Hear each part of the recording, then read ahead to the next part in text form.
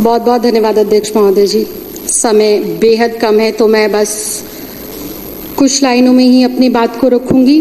मुझसे पूर्व तमाम वक्ताओं ने बहुत गहराई से, बहुत सारे आंकड़ों के साथ, बहुत तर्क के साथ इस महत्वपूर्ण और बेहद ही संजीदा विषय पर अपनी बात रखी है।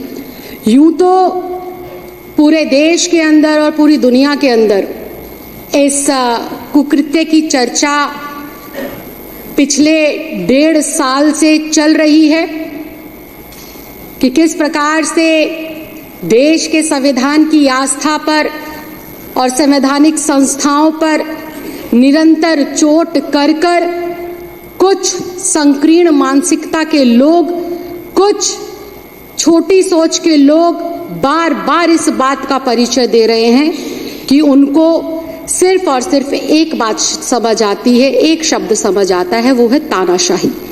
लेकिन डॉक्टर भीमराव अंबेडकर जी के द्वारा लिखे गए संविधान और हजारों हजार क्रांतिकारियों के बलिदान की वजह से जो हमारे भारत देश को गौरव प्राप्त हुआ है लोकतंत्र में, उस लोकतंत्र के अंदर इन लोगों के तानाशाही वाले मंसूबे तो दूर की बात है, इस शब्द के लिए भी कोई जगह नहीं।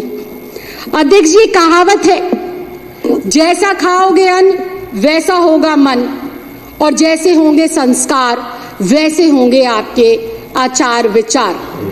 तो अध्यक्ष जी, जब मैं संस्कारों की बात कर रही हूं तो मुझे बहुत ही भारी मन से ये कहना पड़ रहा है कि जिस पार्टी की सरकार आज देश के केंद्र में है और देश के 22 राज्यों में है, उस पार्टी का जन्म ही दंगों से, लोगों को डरा धमकाकर वोट लेने से ही हुआ है। और वो डरा धमकाकर दंगों से सरकार बनाकर जो प्रधानमंत्री के तौर पर बैठे हैं, उस चौथी पास राजा की संकीर्ण मानसिकता से सिर्फ और सिर्फ हम लोग इसी बात की उम्मीद कर सकते हैं कि उनके अंदर सिर्फ और सिर्फ ईर्ष्या है, ग्लानि है और हर वक्त दूसरे के साथ परस्पर जो है कंपटीशन, काम के दम पर जीतने की भावना नहीं है। उनको कैसे नीचा दिखाकर आगे बढ़ा जा सके, ये भावना निरंतर उनके अंदर पलती है, बढ़ती है। जब कोई पार्टी दंगों के दम पर, वोटों की चोरी कर कर, वोटों की खरीद फरोख्त कर कर, सरकारों को रातों रात तोड़कर, विधायकों को डरा धमकाकर अस्तित्व में आती है, तो उनका गृह मंत्री तड़ी पार होगा, ये बिल्कुल साफ है और नामजद है। ये मैं, मेरा दल या कोई और नहीं कहता, ये चुनाव के माध्यम से कही हुई बातें नहीं है, ये तो भारत की न्याय व्यवस्था के माध्यम से न्यायालयों के अंदर सत्यापित बात है।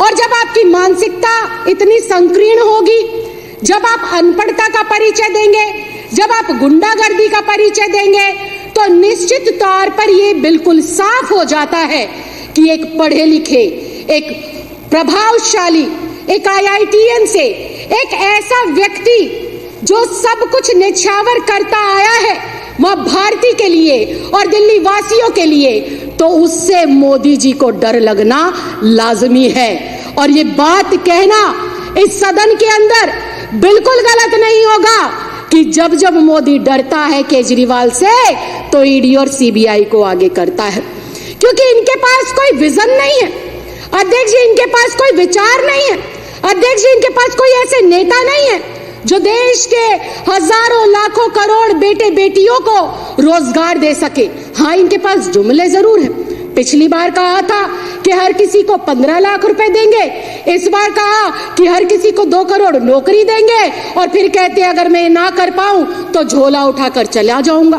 तो जो व्यक्ति दिमाग में रखता है कि मैं नहीं कर पाऊंगा तो झोला उठाकर चला जाऊंगा, तो निश्चित तौर पर वो अपनी संकीर्ण मानसिकता का बार बार परिचय देते हुए अपने से ज्यादा प्रभावशाली विपक्ष के नेताओं को जेल में डालने का काम करेंगे, झूठे षड्यंत्र बनाकर उनकी ईमानदारी, उनकी कर्मठता और उनकी सरकार को डीरेल करने का काम करेंगे। मैं आज कहना चाहती हूं इस सदन के माध्यम से, बिल्कुल 4 लाइनें खत्म करूंगी।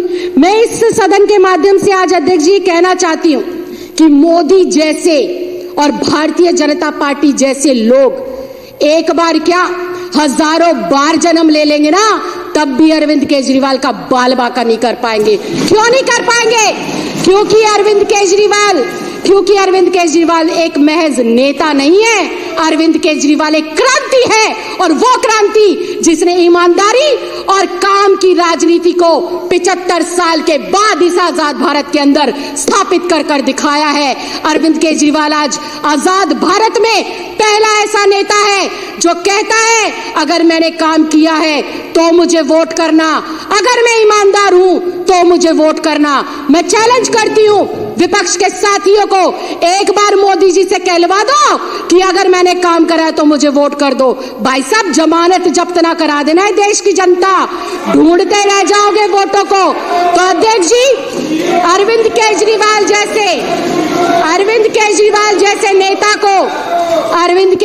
जैसे नेता को मोदी जैसे व्यक्ति और तड़ीपार जैसे अमित शाह जैसे व्यक्ति हजारों जन्म लेंगे ना झुका सकते हैं, ना डरा सकते हैं, और ना ही हमारी सरकार को तोड़ सकते हैं। और जहां तक बात है आम आदमी पार्टी को तोड़ने की, आम आदमी पार्टी के लोगों को डराने की, तो अध्यक्ष जी मैं ये भी बहुत साफ शब्दों में बता दूं, आम आदमी पार्टी कोई राजनीतिक पार्टी नहीं है, ये एक परिवार है।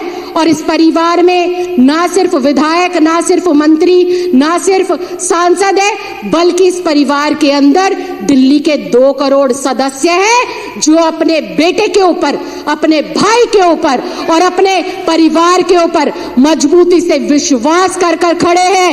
हम आज फिर इस बात को कहते हैं, तुम ईडी को लगा लो, तुम सीबीआई को लगा लो, तुम्हारे आसपास जितने तुम्हारे हथकंडे हैं सब कुछ लगा लो, ना तुम अरविंद केजरीवाल की ईमानदारी पर दाग लगा सकते, ना उसकी कर्मठता पर दाग लगा सकते।